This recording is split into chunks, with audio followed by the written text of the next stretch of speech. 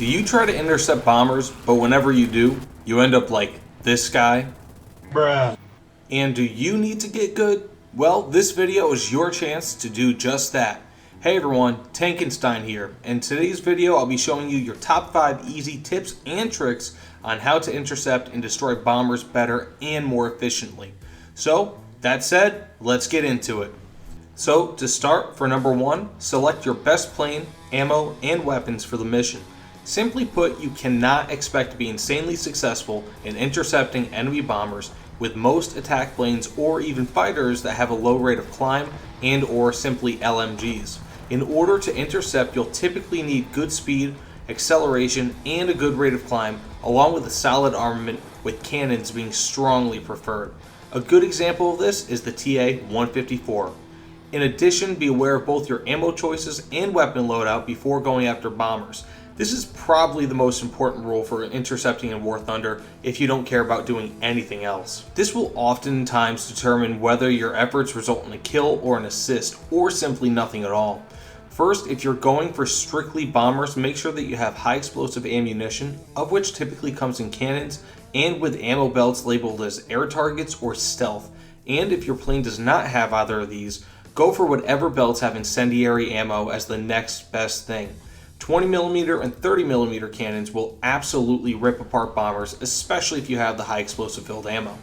Avoid ground target ammo and anything with a large volume of AP ammo in it, as this ammo will simply hit and pass through whatever you're shooting, rather than fragment and rip apart the enemy plane. For cannons, I tend to prefer the 20mm just because it is more accurate, you can carry more of it, and it's more versatile, but 30mm cannons are more devastating against bombers if you can land the hit. For number 2, approach from above or below the bomber and avoid the rear.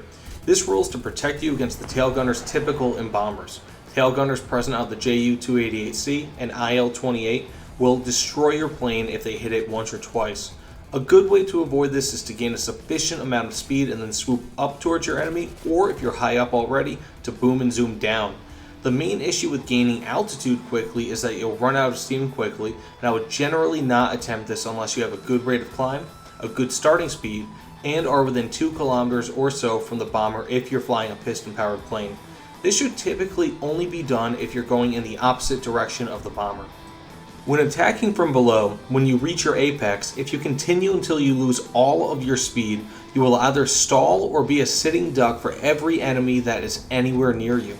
Boom and zoom is a much better way to go, but it's more difficult to achieve because you have to be high up to begin with, which is difficult because bombers start out significantly higher in the sky than other planes.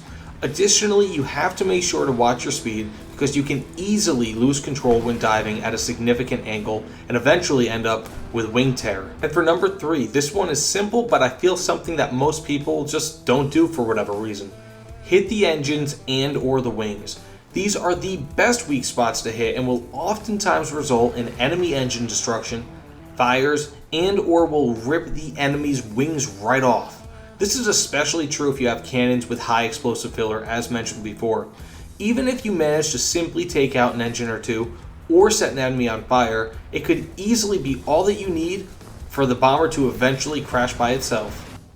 For number 4, watch for fighter escorts. If they get too close, you will almost always need to engage with these first, otherwise you will die before getting a single kill. People see bombers as these big whales and awesome point pinatas, but the desire to go after them will oftentimes get you killed, especially if you play arcade. If you get tunnel vision and forget to check around you, you will easily get killed by enemy fighters. Take out the fighter or fighters first and then go for the bomber. If you're already basically dead and the bomber is near enough to you, then you may as well try to take out the bomber, but that's about the only time I would suggest ignoring escort fighters. And number 5, probably the most annoying thing that I see most people do in any air match, don't all jump on the same bomber. I see it all the time where 3+ people go after the same bomber, which then makes it so that other enemy bombers are left totally alone. Not only this, but when you form a nice conga line behind the bomber, it leads to friendly fire and a ton of easy kills for the enemy to boom and zoom. This is more common in arcade, but gets rid of the risk of friendly fire, but still makes it so that untrained or unlucky pilots oftentimes fly into each other, leaving the bomber still alive at the cost of several allied planes.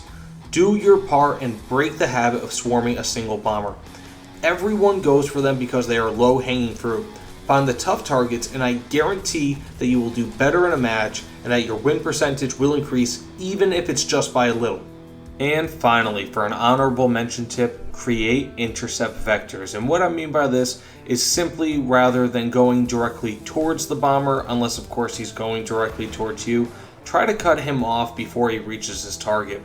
This will allow you to reach your enemy bomber actually much quicker than just flying towards him most of the time, and will keep you out of being in enemy territory. So for example, if the enemy bomber is flying towards your base, try to meet him halfway. That way you'll be able to reach him in a sufficient amount of time. You'll be able to attack him from the side so you won't be chasing him, and you should be able to destroy him before he bombs your base. So that said, thanks so much for watching, everyone. Seriously, it means the world to me, even if it's 1 view, 10 views, 1,000 views, 1,000,000 views that I haven't gotten yet, not even across my entire channel. It all means the entire world to me. Please, if you haven't done so already, subscribe. Again, that would be huge for my channel growth. But either way, this is Tankenstein signing out. Hope you guys are all excellent to each other, and I'll see you all on the other side. Take care, everyone.